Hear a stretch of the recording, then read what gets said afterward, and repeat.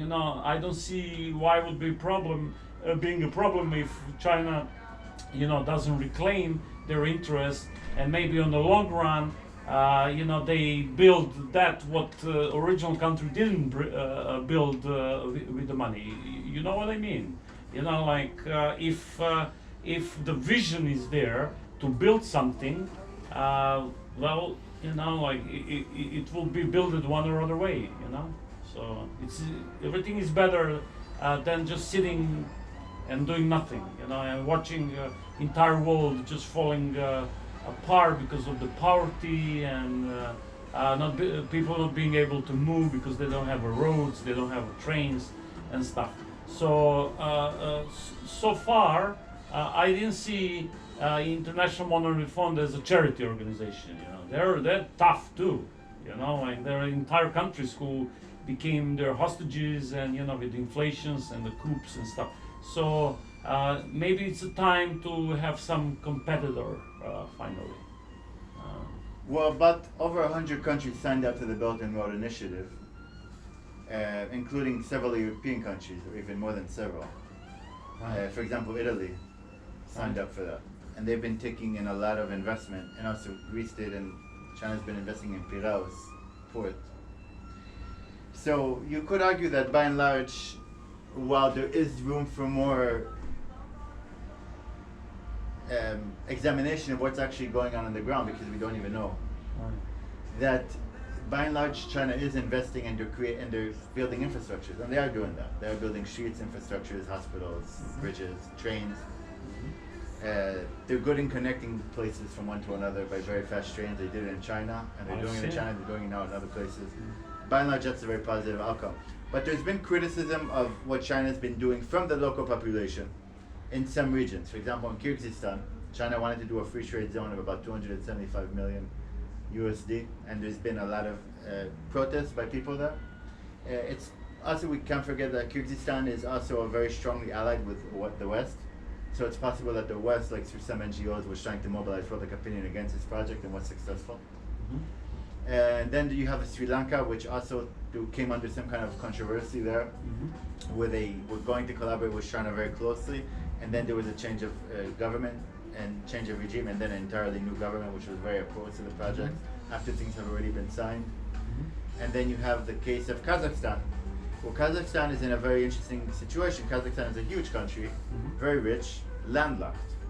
So for them, this Belt and Road Initiative is in many ways a blessing, because what the Kazakhs are saying, here now we can get all this Chinese tourism that we wouldn't be able to get so much tourism otherwise. All these Chinese people are going to come here and spend their money here, and then we're going to sell our wine to China, and China has a huge market.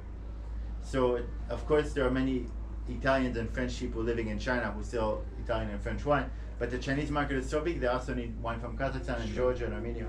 So that's actually win-win.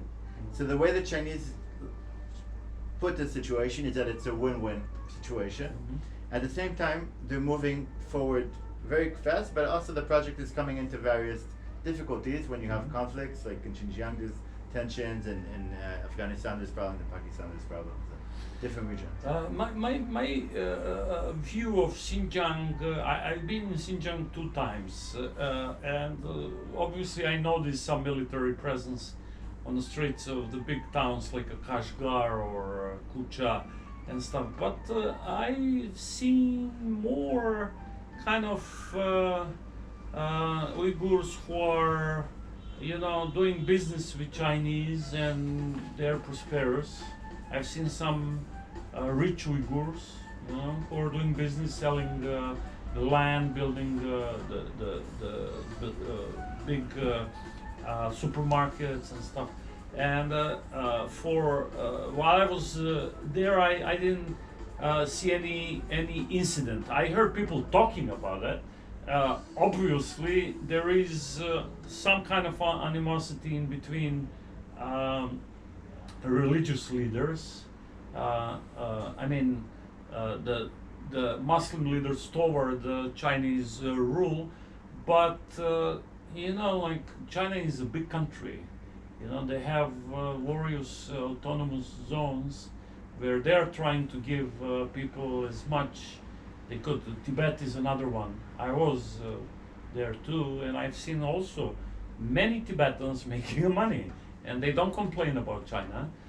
Those who are complaining, they're like either driven with religious thoughts or some kind of I don't know. But I think they're doing a good job. You know, like comparing what happened 50, 60 when they occupied Tibet, and it's interesting story for Xinjiang. The Stalin was interested in it. You know that Stalin was thinking if he's gonna move into China was weak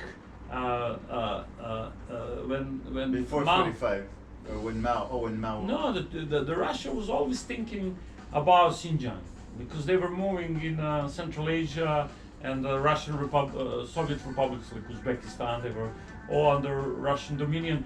But then Xinjiang, you know, the Afghanistan and Tajikistan and Xinjiang are very tough because of the Taklamakan Desert over here, Pamir, and all those mountains and stuff. And the Russians knew the British have a problem the British. They have a problem in Afghanistan, and they didn't want to get stuck in Xinjiang.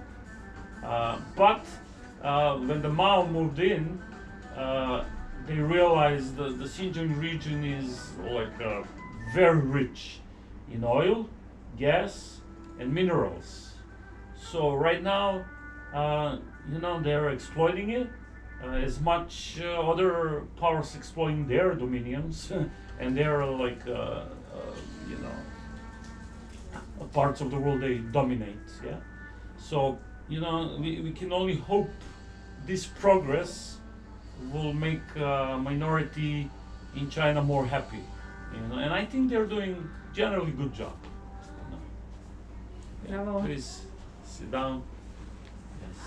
Yes, what you're saying Welcome. is very interesting. You were actually there, so you saw a lot. I don't know everything, but I've seen a few things here and there. It's interesting with the Turkey, like advocating for Uyghurs, yeah, and the Uyghurs are very specific people. They were most civilized, I can say, like educated people in the region, like 15 centuries ago. So unfortunately, the you know the curve, how I would say, the turf of the you know, and turn against them, you know, because they've been pushed by Kyrgyz, you know, in Taklamakan. They used to live in a much more I would say agricultural wealthy country, you know, but they moved in a desert, and then Chinese discovered oil in the desert, so it's tough now. But the world should recognize the needs of the Uyghurs as the people who really, you know, they're very specific people. They changed. They've been shamans and Christians and the Buddhists, and now they're Muslims. So they have many layers of the culture in their nation and the race. So it will be very good for our world to, you know, pay attention to that and work with China in protection of their rights and heritage. Well, as you said, many people there are pretty well off. The economy there is improving all the time, and like Tibet just moved out of extreme poverty, so they